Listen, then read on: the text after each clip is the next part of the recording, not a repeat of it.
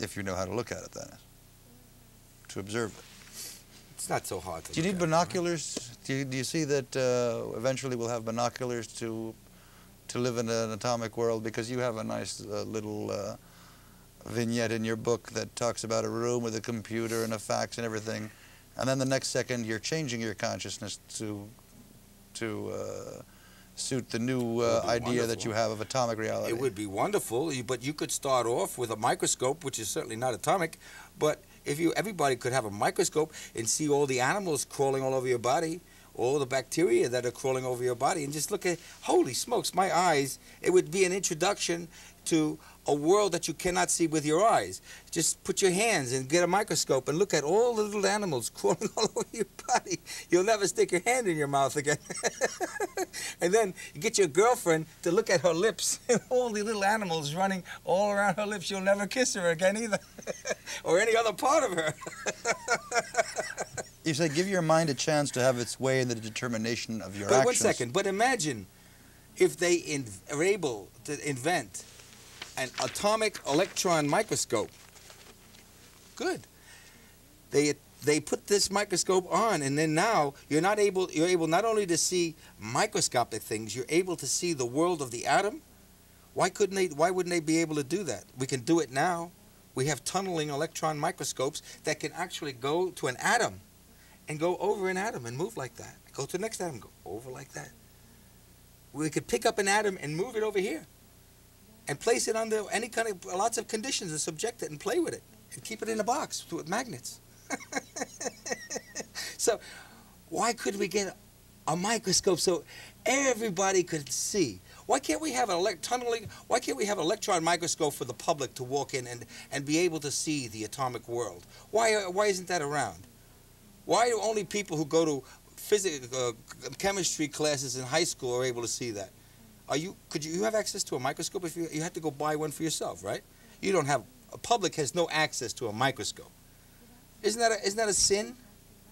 Why can't an adult person go into a library and look through a microscope? Why? Well, I think there are microscopes in public schools. You think? And I'm talking about anybody have access to a microscope. You have to buy one for yourself. Yeah.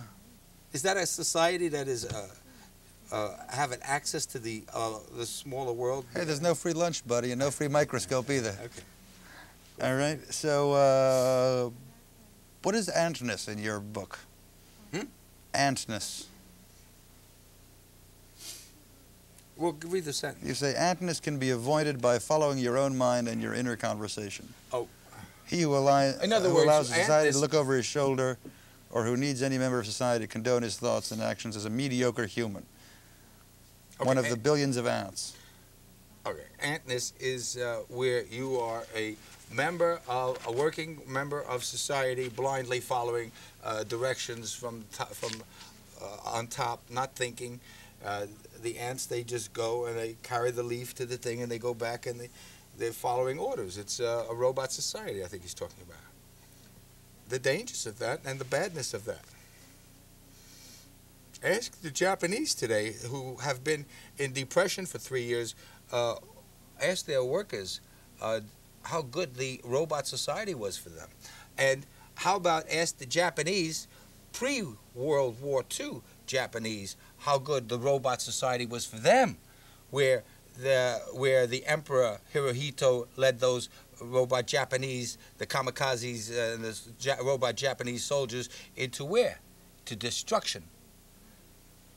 And now the new Japanese leaders, the new Japanese owners of the new Japanese corporations who promised their workers work forever are now firing.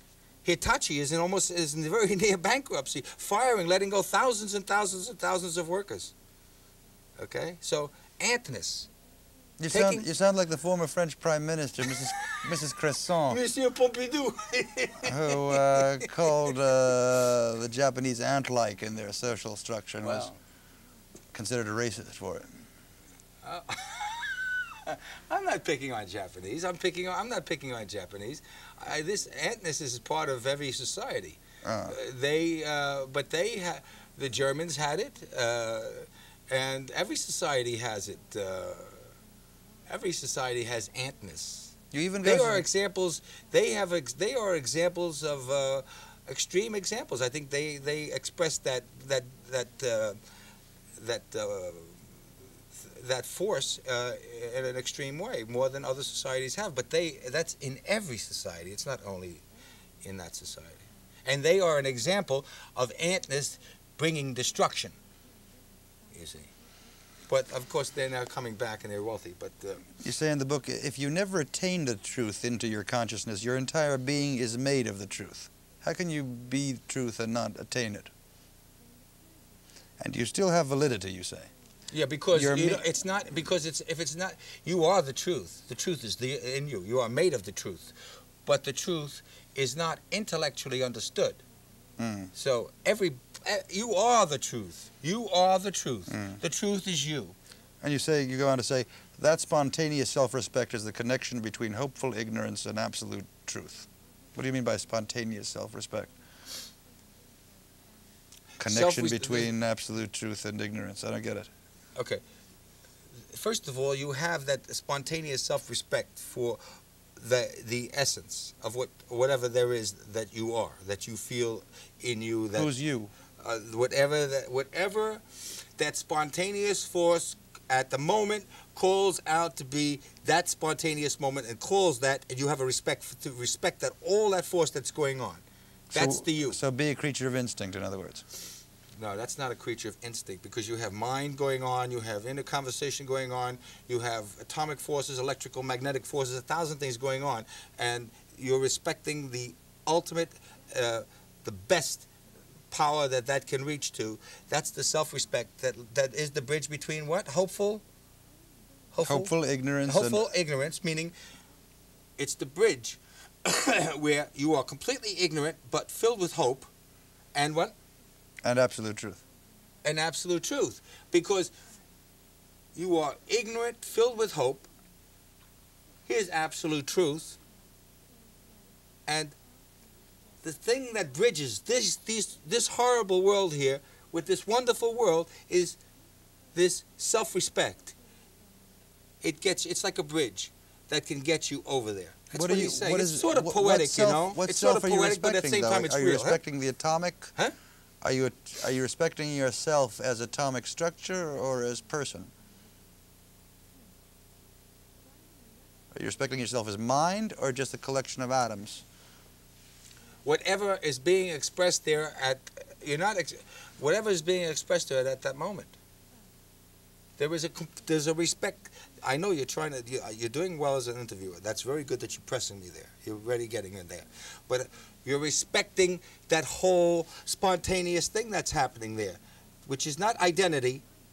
It's not identity because it's never any one thing, but it is the expression of whatever's going to happen there at that moment. And it's not identity because it's not materially identifiable.